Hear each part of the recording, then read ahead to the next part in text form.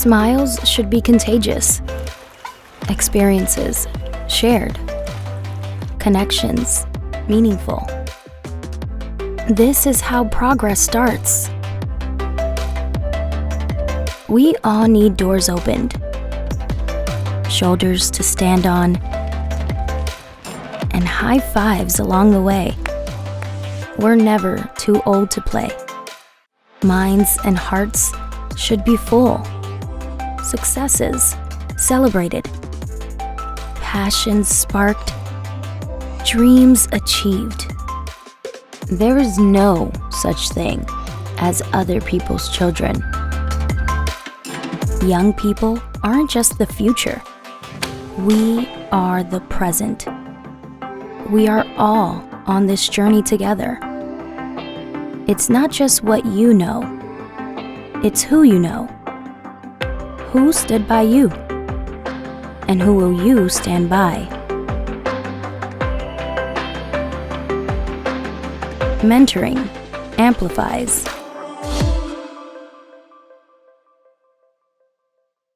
What better way to open our 12th annual National Mentoring Summit than with this year's National Mentoring Month anthem? Welcome.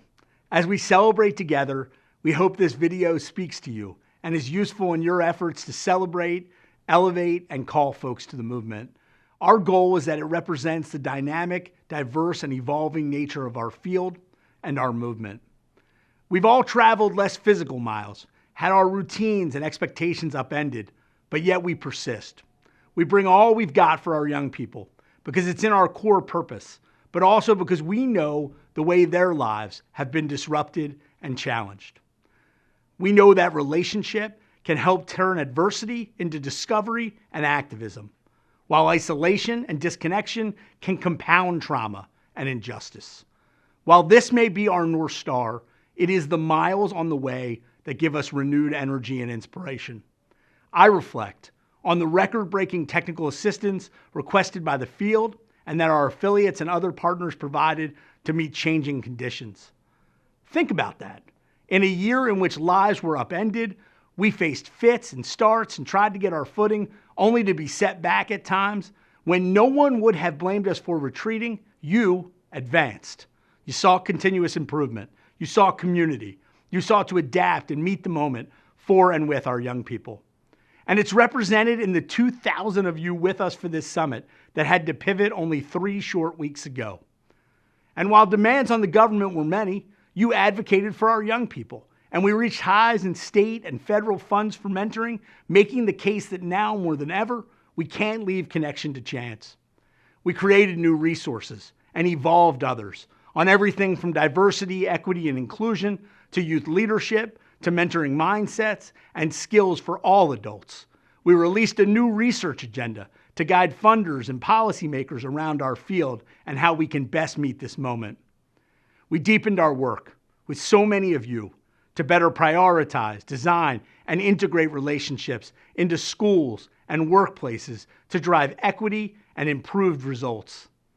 We reimagined our mentoring connector to better connect potential volunteers to your organizations and to represent emerging virtual options as well. And we launched new campaigns with partners like the Ready Set campaign to call folks to be a part of student support networks. We also launched our newest affiliate, Mentor Georgia, after years of planting seeds with partners. And as is core to this movement, none of this was done in isolation. From investment to insights, to distribution, to customization, I could list hundreds of people and partners who made this work real and will continue to. We are truly the sum of our parts, and we try to model that in our approach and our strategy.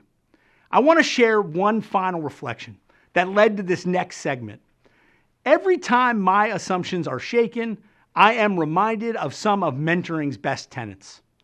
Earlier this year, I stood before one of my very first in-person gatherings as our great affiliate Mentor Maryland held a launch event for their expansion into DC. I was searching to make some meaning of the moment, and the words began to flow. I reflected on having become obsessed with the idea of a watershed moment, a flip switch in which this pandemic and all its impacts would flow away.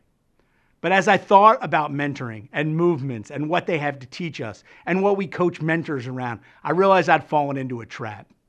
Our lives, our great collective pursuits are not about these big dramatic moments or instant transformations.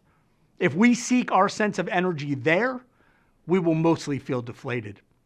It is the accumulation of moments, of steps, both backward, forward, and sideways, that make up a life, that account for our growth, for our progress. The real question is simply who will mark those miles with us and whether we have anyone on that journey. All of you make that real. No matter the twists and turns, you do so for and with our young people, families, communities, and this movement.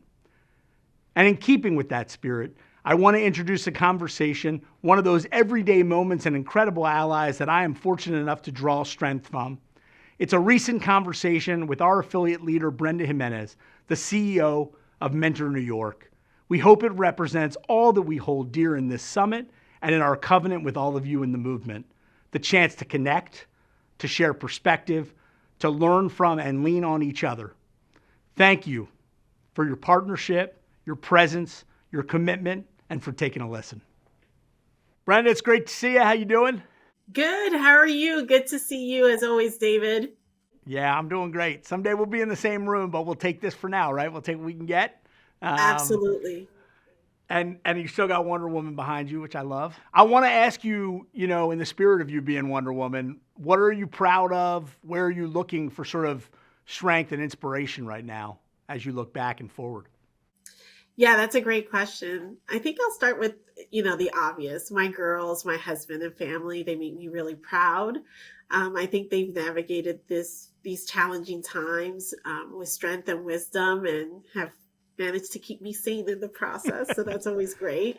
I'm also super proud of my team at Mentor New York. They really stepped up and with no roadmap on how to do this work during a pandemic, really stepped up, stayed mission focused, and provided the supports I think so many programs and youth development professionals needed to be there for our young people.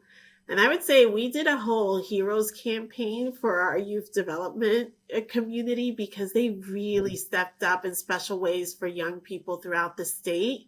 And they inspired me every day to do the work. But I have to tell you, the one thing that keeps me going and keeps me totally ignited and inspired are our young people themselves. They really have stepped up. They've really asked for us to step up our game, to be better leaders, to create better communities, to allow them to thrive in their environments. And I think that that's something that's always kept me sort of getting up in the morning and making sure that we continue this work. Yeah, so true. And the other day you said something to me about getting back to basics. And it was interesting to me because I think of you as such a forward-looking, progress-oriented person. So when you said back to basics, I wonder if you could explain to folks what you were really meaning by that and hoping we'd center around. Yeah, when I look at what's happened throughout this pandemic and how much our mentoring movement has been impacted, I really have to think about, how do we start to rebuild? And we start to rebuild by what we know best, and it's relationships, right? And focusing on the relationships that are most important in our lives and how we actually intentionally walk into relationships with others. And that's the part that's basic. Everything else has to be forward thinking, right? The pandemic has brought us to a point where we've had to learn a lot of hard lessons and be really honest about them. And so now as leaders, we no longer have the excuse or the luxury to be anything else but servant leaders. And you often say that, but more importantly, be servant leaders that really have a lens of equity and inclusion, not just talking about it, not just about creating a seat at the table, but making sure that the people that are at that table have a voice and actually can make decisions. And so we really have to invest differently in our folks, and we have to invest differently in this movement in order to get there. So I know that sometimes you talk to me about sort of being trapped into this single narrative. And I love your question about back to the basics, because you knew it wasn't just basic, right? So how do you sort of make sure that we don't get trapped into this single narrative or one directional approach? Yeah, I think what I've noticed, Brenda, is that, and when I've turned to you often for counsel, is that in times of disruption and chaos, the opportunists come out. And the opportunists are usually focused on scoring points in a binary debate. Should schools be opened or closed? Should people have to do this or that? And they score points off those binary debates. And my thought is that instead of that, we should look at the diverse voices that have a stake, and especially the ones that are least heard and are most proximate, and begin to center on what works for most of them, their perspectives and possibilities, which, by the way, may tell us two things that seem contrary: that remote school works for some kids and sports need to be played for other kids. Like, it will be a personalized education that we want for our kids. It's not a binary, everything has to be this way or the other. It's just that it's simpler to score points when you're for one very finite thing. And then we all get sucked into the elixir of kind of what team are you on and who's winning and losing. And so I'm just constantly trying to break out of that because I get sucked into it just like anybody else. And you also worry about seeming naive. Like you're not confronting the harsh realities of the day or the fierce urgency of now or the battle for the soul of the nation. You know, that what you have to remember, I think, is that there isn't going to be one answer, unfortunately. You know, we have to go to where there's strength and hope, and with our young people and the power of their relationships, we need to go to the people that stand for them. We need to stand for them. We need to trust their development and their voices and allow them to kind of confront their own reality with us surrounding them and around them. Surround them with the people and places that have meaning to them and the things that make them whole. And I just want us to focus there and fight fiercely for that, but not for these sides that people are picking that sort of get us stuck. And I just find in this time, that's where people find the places to score points. And so it's easy to get stuck. We all get stuck there. And that's the single narrative that I think kind of is trapping. We need to help each other say, hey, it's bigger than that. It's bigger than that. Talk to me about, you know, what you carry into this new year, sort of what breaks you out of those kind of binary traps and gives you kind of, you know, some thought and energy as you serve and lead the movement there in New York. Yeah, I think you mentioned before having sort of strategic foresight and being forward thinking. I think that doesn't go away. I recently read in a Forbes magazine that empathy is the leading quality that successful leaders need to have. So let me start there. I've got to put some empathy first and make sure that that's how I'm leading and combining that with some of the strategic foresight. And if we looked at sort of what the strategy of the future looks like, when we look at an aging population, you know, 10,000 people are turning 65, ready to retire every day from 2011 to 2030. What does that mean for the next generation of leaders? And what are we doing at all levels of a young person's life to get them ready to be the leaders of our future? And in many instances, they're already doing it. How do we harness that? How do we support that? How do we help that? And that means that our leadership has to be redefined, right? Sometimes you have to lead by getting out of the way, by understanding, by having compassion, by opening doors, by creating those spaces at the table and allowing those spaces to actually evolve and be created. I would say the other thing is centering everything on mentoring. Relationships are really important. And I think mentoring can be an amazing intervention for so many of the issues that all of us face at so many levels as young people thrive and evolve in our communities. But I also think we have to create spaces of joy and have fun and find levity and a respite for not only ourselves, but the young people that we're serving. Sometimes we're always serious. It's like, we've got to build character. But we also have to have fun. And that's part of having mental health and being able to find joy in the spaces that you're in. And I also think the last thing I'm going to start doing more of is these types of conversations. Reflection and analysis of your leadership and what you're doing is so important. So how I'm engaging with local leaders and our own affiliate leadership is going to be a really key focus for me in 2022. How about you? What are you hoping to focus on in 2022 as a leader? Well, it's January, so I'm glad we're already doing one of the things you're hoping to do, and we're modeling it for others. And it's one of the things I hope to do too, which is just really all about balance for me. Balance is my issue. It's hard for me to balance the fierce urgency of now with sort of, stubborn problems that require patient and sustainable solutions. And so I yo-yo between those. I'm surrounded by incredible people, as you said. And so sometimes I sort of get lost in the fight and I don't look to the places and the people that give me energy. I go in the opposite direction. And so I've got to make time for these kinds of exchanges. I think we can really be real about challenges and conditions without getting swallowed up by them. And then I would just echo something you said, joy. Just getting lost in the joy and talent of young people, of my friends, my family, my colleagues, other people's kids I just met. That renews my spirit. I can read articles about the mental health crisis. It is real, but I can also spend time with young people and just surround myself with the brilliance and joy they bring, as well as the challenges that they bring to the table as well. And so that balance is what I'm going to be looking for time and time again. And my peers are who will bring that to me. And so I thank you for that, Brenda. And I want to hand it to you to close us out and take us forward. Thank you, David. I'm always honored to share space with leaders just to chat. It allows for the reflection and elevation of thought I believe all leaders seek and need to be successful. I hope this conversation gives us all strength and inspiration to think about our roles as leaders in this movement as we commence this year's summit. Saying what we aspire to do is not enough. We need to lead and act by truly elevating youth voices and letting them lead when we are creating programming and leadership opportunities. This is so important as we move forward.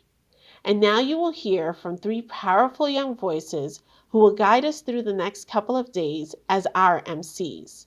I'd like to introduce Rachel, Choi Young, and Bonnie.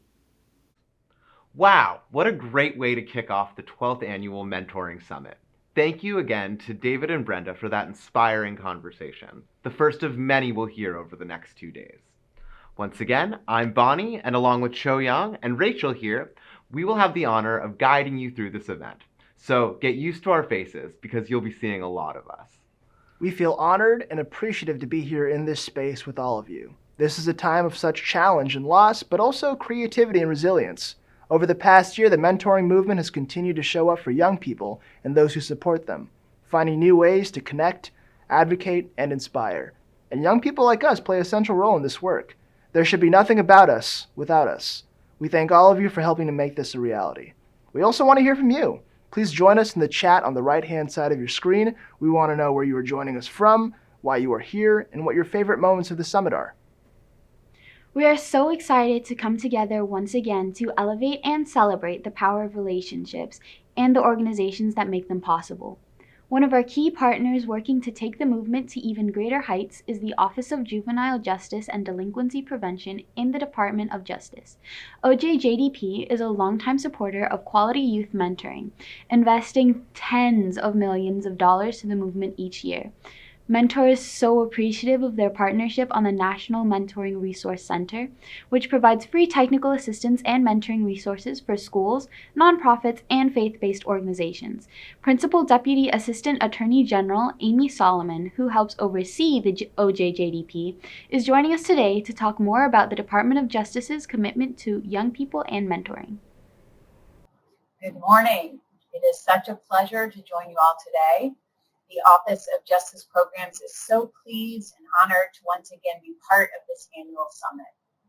I want to thank our partners at Mentor for bringing us all together and for the outstanding work they continue to do to guide the young people of our country. And let me commend all of you for your commitment to supporting, counseling, and empowering our youth. There is arguably no more essential work, especially in these challenging times. The world has become seemingly more complicated and in many ways a more difficult place for our kids. The pandemic has disrupted many of the traditional networks of support, connections with teachers, links to community organizations, even relationships with extended family members and other trusted adults. Gun-related crimes have hit some communities hard, exposing young people to a cycle of trauma, and for some, justice system involvement that can be hard to escape. And stubborn disparities and inequities in our justice system and throughout our society continue to keep young men and women of color from moving ahead and realizing their potential. The challenges are formidable, and no one should have to face them alone, which is why an army of trained, dedicated mentors is so vital. Mentors serve as a source of inspiration for young people who often need additional role models in their lives. Mentors are also a bridge to self-sufficiency and self-confidence. Good mentors motivate by example, and they also give kids the tools and skills they need to navigate the twists and turns of life. And evidence backs up the value of mentoring. Studies have found that connecting youth to mentoring programs is a viable strategy for both preventing and reducing delinquent behavior. One randomized controlled trial found statistically significant declines in rates of rearrest and numbers of arrests for a 2-year period following program participation. And the impact was actually most evident for relatively serious felony offenses. The benefits for youth should always come first, but mentoring is so rewarding for the mentors as well. Early in my career, I was a mentor to an at-risk youth. We met each week, one-on-one, and again in a group setting at her school. And I often think back to what I learned from that experience about both the challenges youth face and the extraordinary things they can accomplish when someone believes in them. I am so pleased and proud that our agency has provided substantial support to mentoring programs for more than 2 decades. The Office of Juvenile Justice and Delinquency Prevention is the largest federal funder of mentoring programs.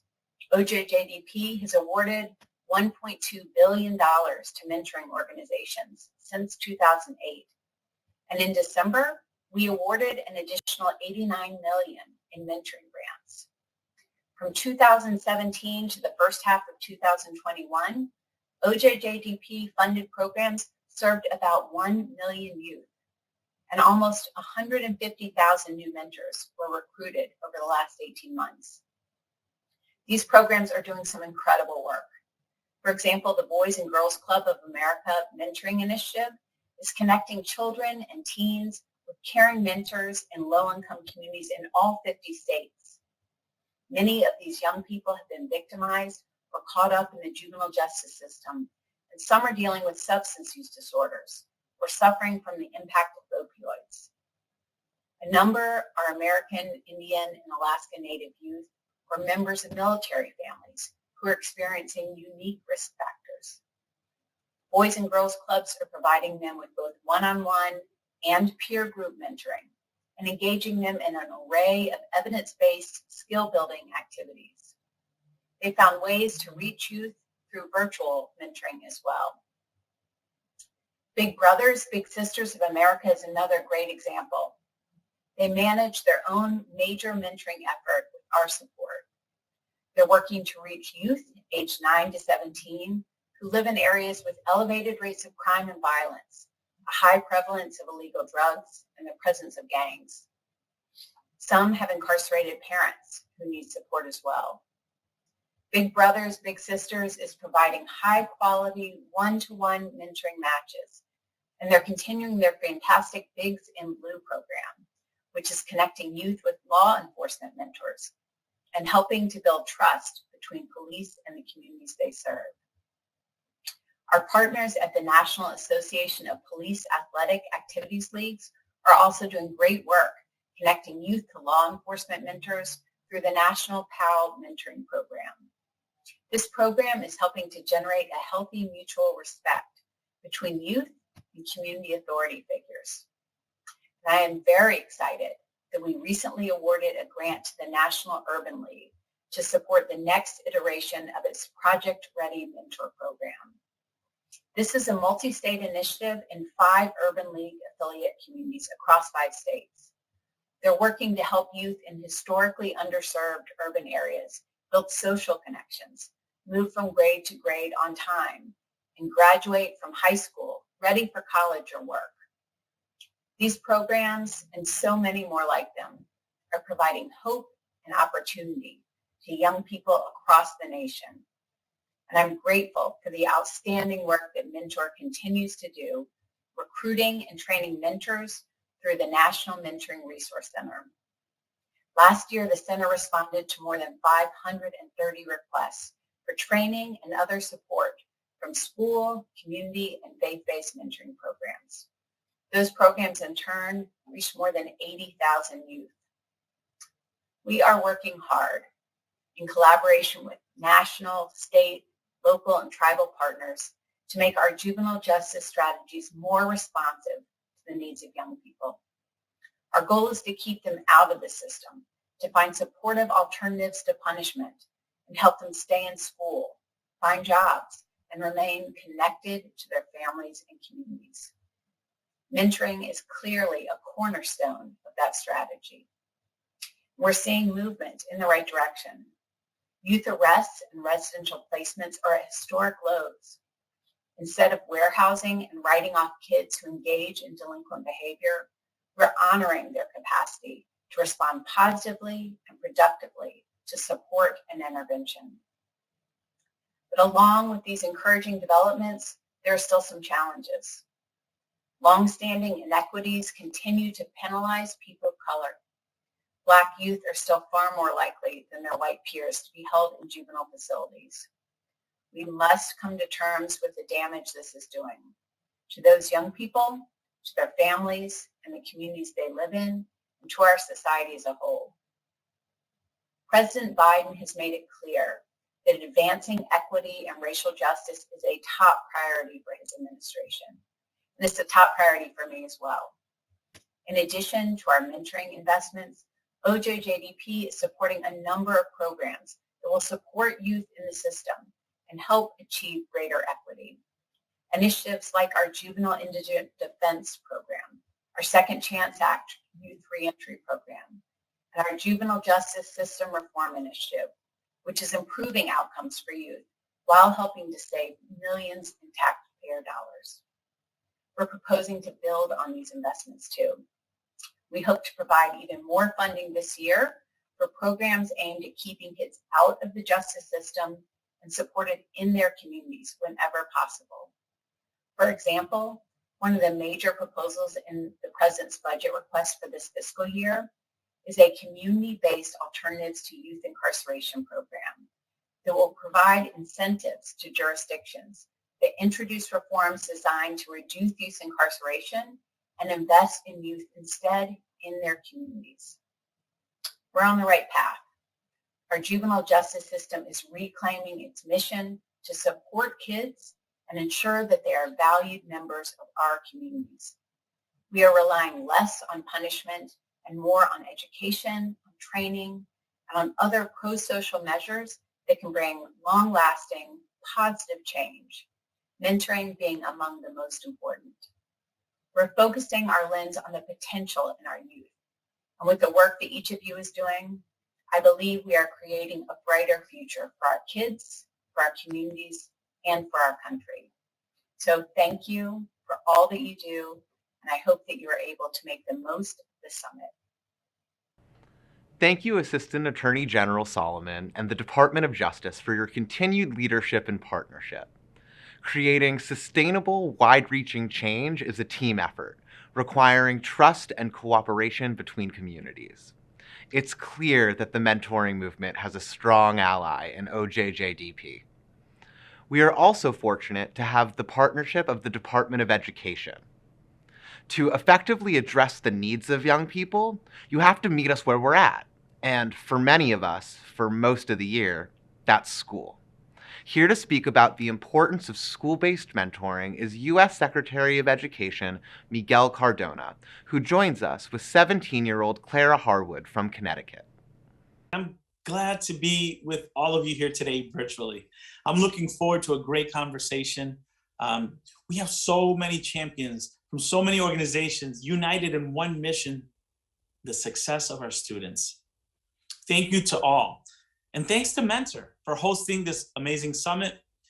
Your collective leadership and dedication to our children's social and emotional well-being has never mattered more. Our country needs you now more than ever. I remember visiting Los Angeles at an event over there, and it was just amazing, just inspirational to see student engagement and how that mentorship program is changing that community. Students have suffered so much over the past 2 years. Lost times with friends and family. Sadly, even the loss of loved ones. Unfinished instruction, missed milestones, increased anxiety, and as you all know very well, fewer connections with caring adults. That's why it's vital that schools remain safely open for in-person learning 5 days a week. Now more than ever, students need to feel seen. They need to feel heard and understood by adults and school communities.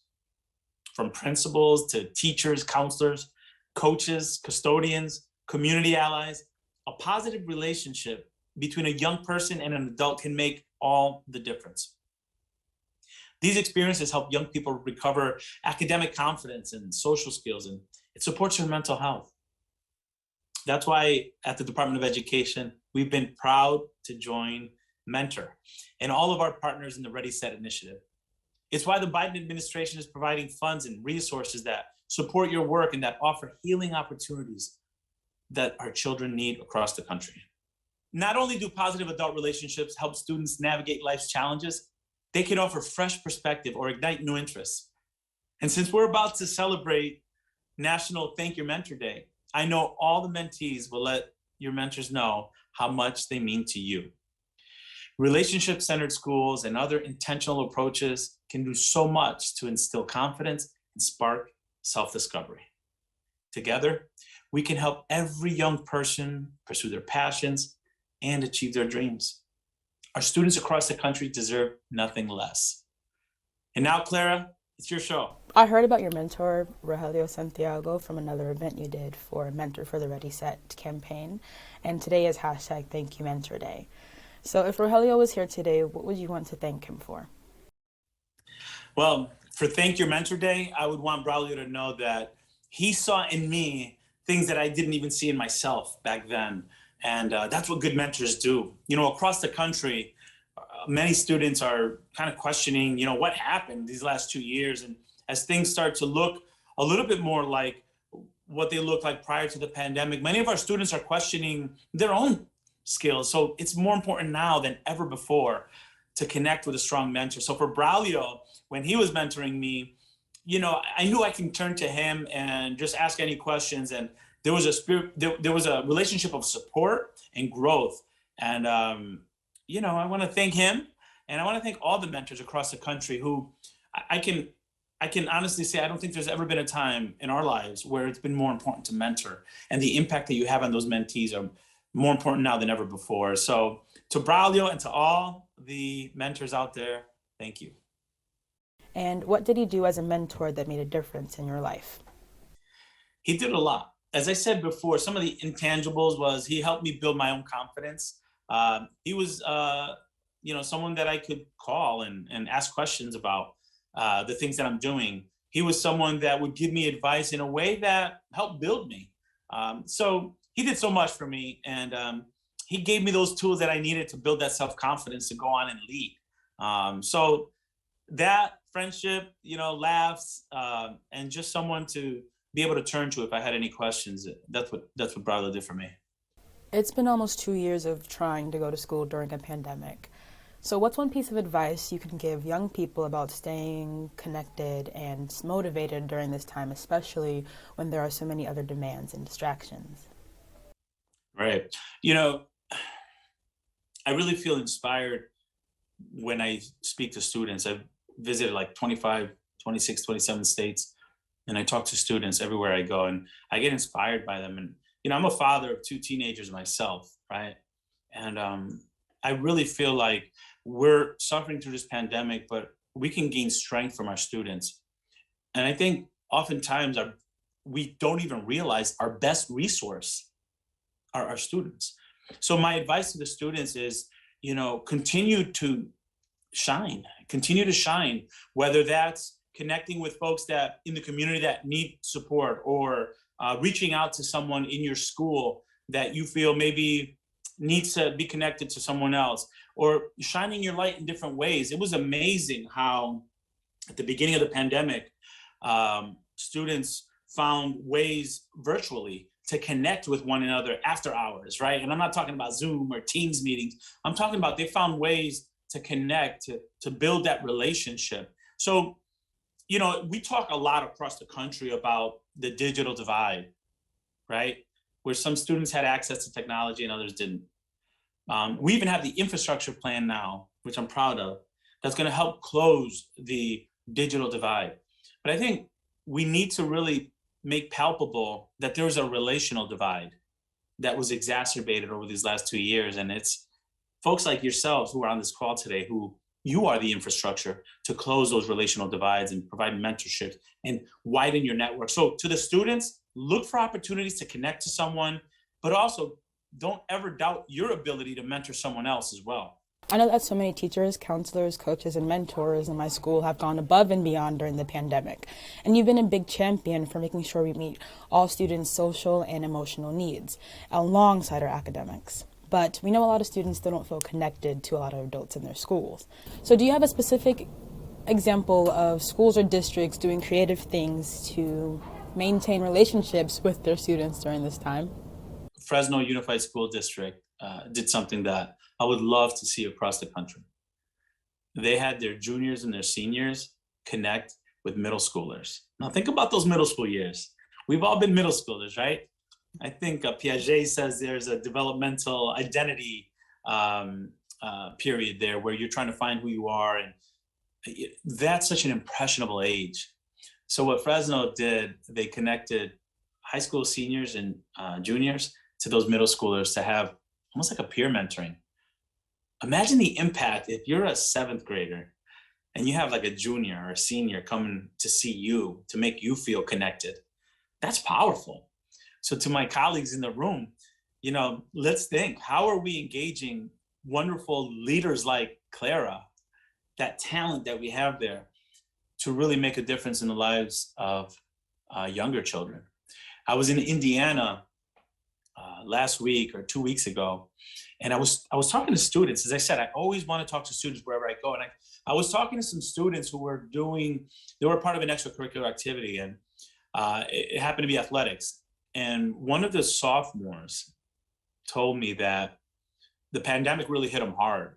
It started when he was in 8th grade. He was now a sophomore. And he said the way that he felt most connected to school was having one of the seniors on the football team reach out to him and connect with him. So it was that sense of family, that sense of community that a peer-to-peer mentorship provided. We need to do more of that. We know social and emotional well-being is critical. We know that having more social workers is important, but there's so many others that can help in this process. Community-based organizations whose goals, whose missions are to connect students with others, with mentors. That needs to be a bigger part of our reopening plan or recovery plan. And there are funds for that.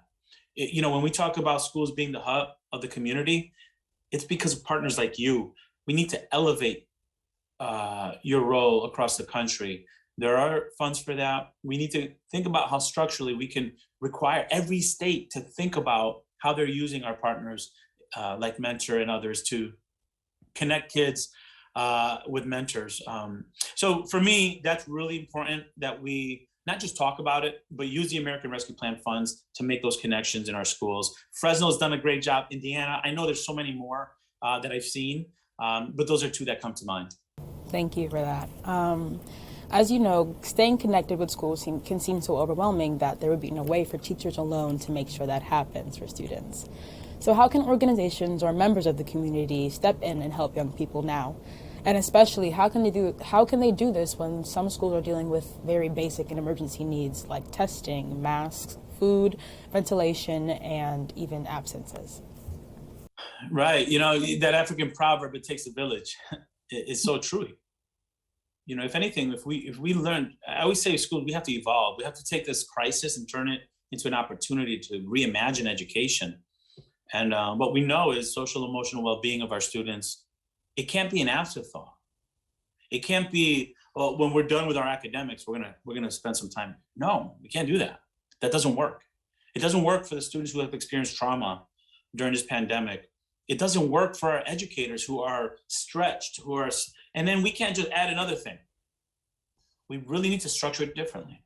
So for me, you know, increasing partnerships. I'd love to see conversations happening at the district level, at the school board level, to say, how are we going to structure in relationships with our community partners that promote mentorship, that create relationships with students? Because, you know, yes, mental health supports and, you know, having licensed social workers, that's critical. But so is having somebody just to check in with a student. Hey, how's it going? What's new? What's working? What's not working? You know, many students go home and their parents are working 2 to 3 jobs to make ends meet. And it's great to have somebody connected to them. You know, I would love to challenge across the country that every student, especially in high school, have an extracurricular or co-curricular activity after school. So I feel like we need to level up across the country to provide more students with opportunities like that through a mentor or through a community-based organization. And it doesn't have to be within the school walls, but it does have to be connected with someone that cares like a mentor. So if you have one message to share about education and mentoring relationships, what would it be? You know, the reality is this is a relationship business. Education is a relationship business. You know, academics matter. They matter a lot. But you're not going to get the potential out of a student with academics if you don't first establish a relationship.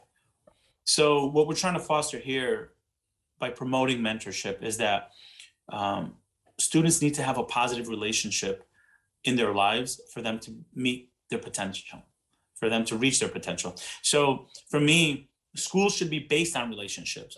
You know, I was a school principal for 10 years, and you know, the academic success didn't happen unless there was a culture of love for our students, caring for our students, strong relationships. So everything should be based on strong relationship, especially in those formative years.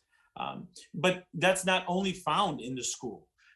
That's found with mentorship programs, with a caring adult or a young adult whose job it is to build relationships and help develop those interpersonal skills and those, you know, goals that students make for themselves. You know, that's the role of mentorship. And I think one thing that we learn from mentorship is that relationships matter, can make a significant difference in the lives of our students. You know, it can really change the trajectory of the lives of our students that we mentor. So relationships matter more than anything else. If an adult wants to become a mentor or support the mentoring movement, what could they do? Well, you know, there's a website, mentoring.org, that I want everyone to visit. We talk a lot about our, you know, goals for the new year with physical health, and we're going to eat healthier. You know what? Let's take care of each other's mental health or emotional well-being. Mentoring.org. Thank you for your time today. Thank you, Clara. So glad to be with you. What a great conversation. I really appreciate how Secretary Cardona makes an effort to listen to young people and hear our perspectives, particularly since we are the ones going to school every single day. He seems to really understand that student achievement is not only about academics, but also about everything going on in our lives. Speaking of education, we've assembled a panel of experts to explore the ways that we can help students thrive by centering relationships in schools. I'm excited to welcome Dudney Silla, Program Director at Mentor National, who is moderating this discussion with us today. Take it away, Dudney. My name is Dudney Silla, Program Director at Mentor National. One of the core pillars of our work at Mentor is influencing systems.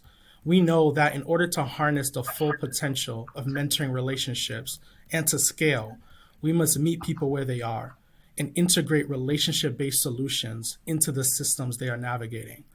That's why one of the core areas where we focus our lens is on education spaces, bringing mentoring and relationship-centered approaches to schools and school districts so that all young people develop the social capital they need to navigate these systems and be prepared to successfully move through life.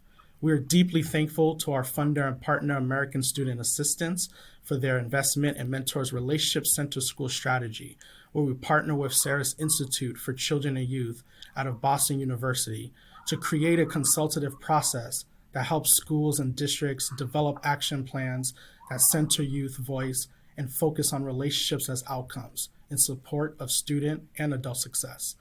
Implementing a relationship-centered strategy where all youth and adults operate with a mentoring mindset is essential in helping kids and adults feel supported while building the webs of support for young people as they prepare to become our future leaders and engaged citizens. And so our vision here at Mentor is that all youth have access to that web of support from caring adults and peers across educational settings so that they can inform empowering relationships which promote their pursuit of passions, skills, and interests, enable their access to and exploration of spaces where these can be pursued, help them overcome personal or institutional obstacles, and build their networks and social capital.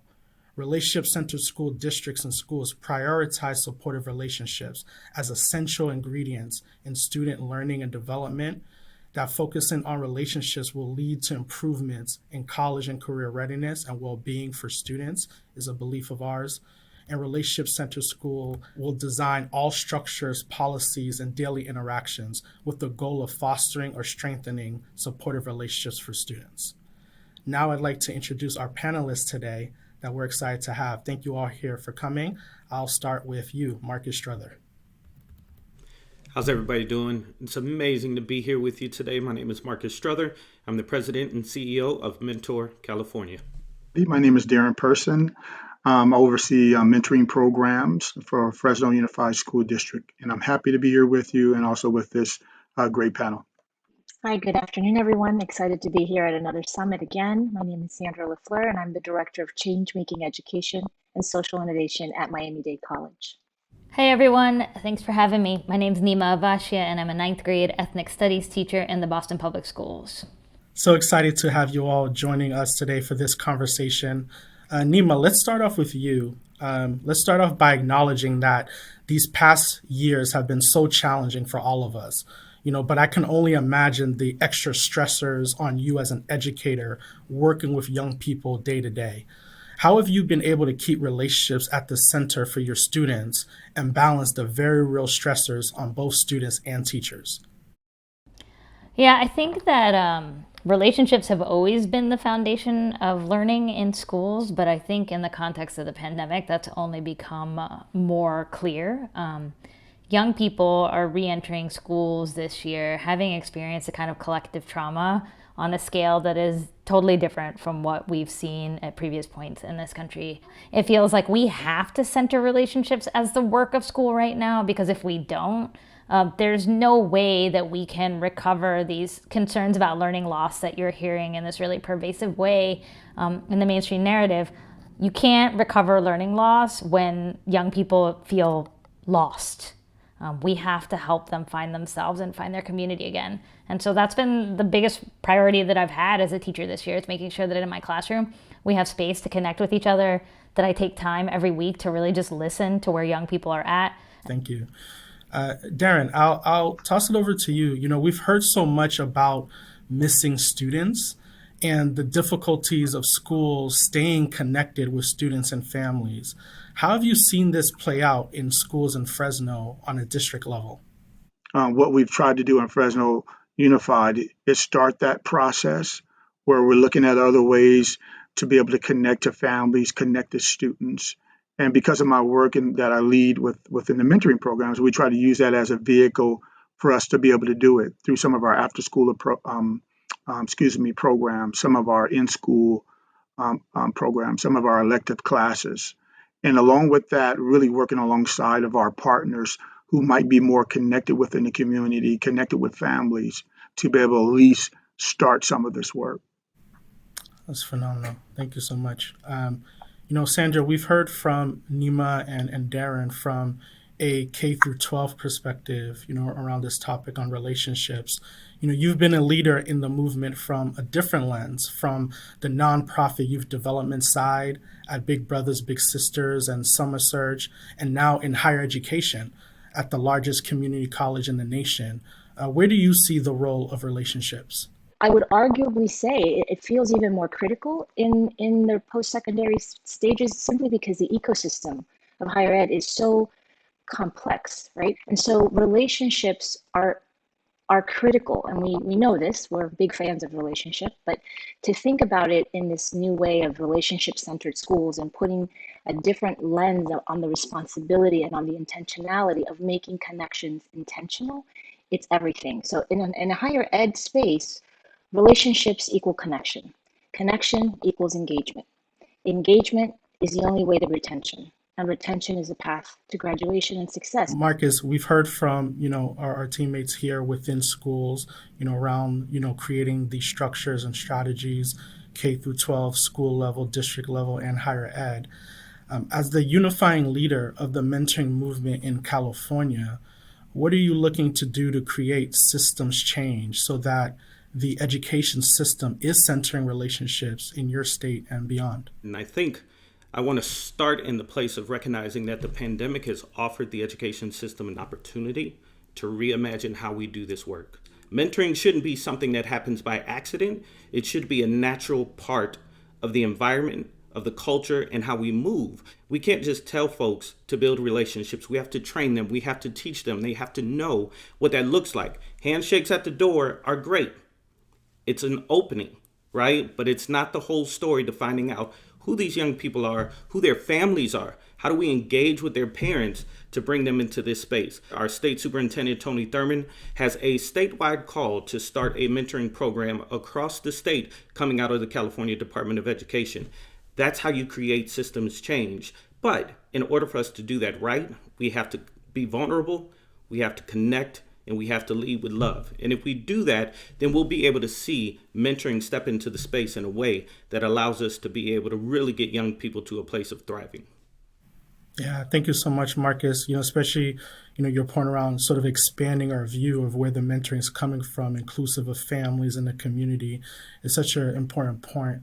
Nima, as we think about systems change from your perspective as a teacher, what supports can we implement to make sure education systems are centering relationships and enabling teachers to prioritize relationships in order to achieve educational outcomes? I think what's hard about this question is that the way that K-12 public education is currently designed is entirely antithetical to relationship building. When you are churning young people through 7 class periods a day, 45 minutes each, when teachers have 30 students in each class, it's the conditions for relationship building literally don't exist. We do things because we've been doing them, but we don't do them with intentionality. And so I really feel like if we want schools to be relationship-centered spaces, we have to scale down. Young people need to take fewer classes. They need to take them for longer periods of time. Adults need fewer young people who they're responsible for at any given time. We have to really change the entire structure of school to be about relationship building instead of trying to kind of emphasize the idea of relationship building, but emphasize it within the context of a structure that doesn't support it.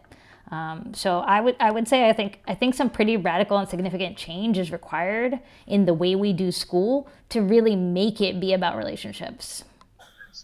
Darren, we know that even amazing teachers can't do this work alone. Building off of everything that Nima just shared, as we're looking to create the systems change within the education system and integrate those structures, what is the role that mentoring programs and community-based partners can play to contribute to this work? I think it's vital for us to debunk this thought, and this is us together collectively. That's why I love working with Marcus and Mentor California, is debunk this myth that, not everybody does mentoring and that it's like a one-time conversation, because people will hijack that and come into a school and just have a conversation and they call it mentoring. What rescued me was this person walking alongside me through my ups and downs to help me get there. So I think it's upon us to be able to do that.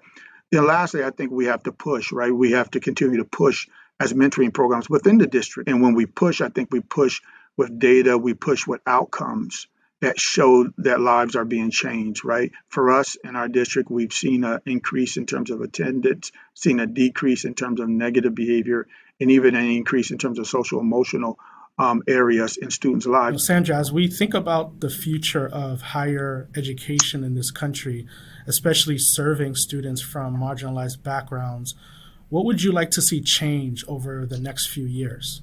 And so for me, when I reflected on this, I thought about how much I really feel like I like this concept of the term relationship almost over mentoring. This might be a little radical, but just hear me out for a second, because there's something deeper about relationship. And to Darren's perspective and his points, mentoring is often seen as this one directional.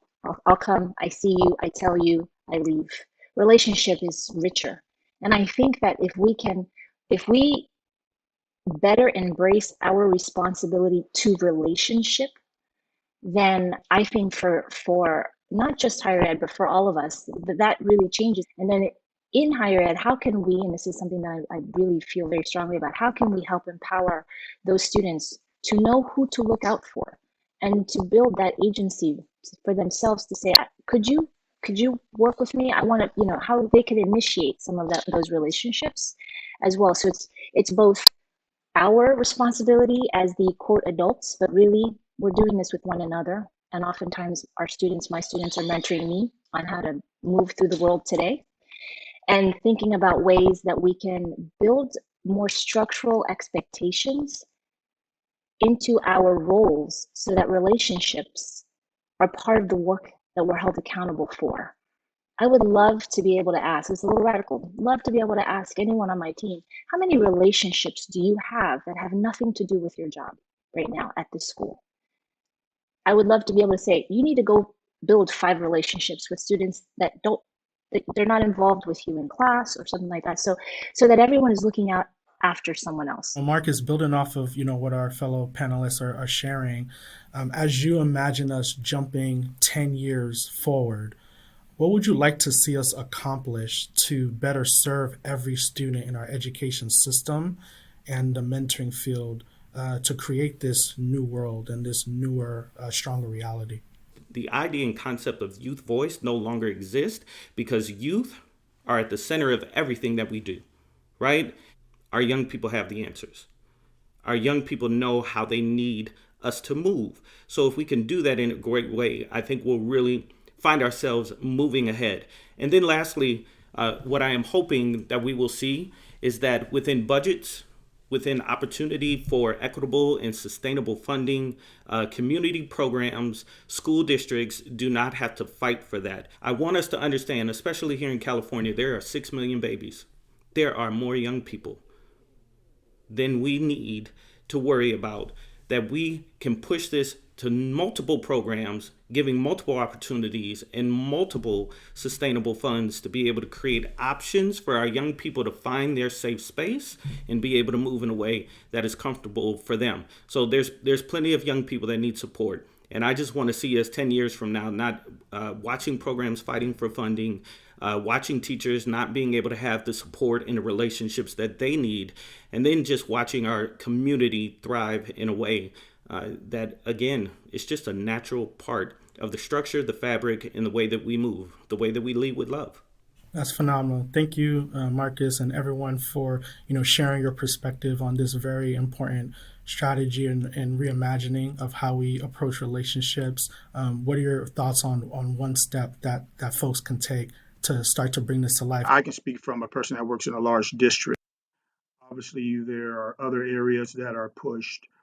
If we are going to, move even more towards, this relationship-centered schools approach, There will be some opposition, even though things sound good. And I think Marcus alluded to this a little bit.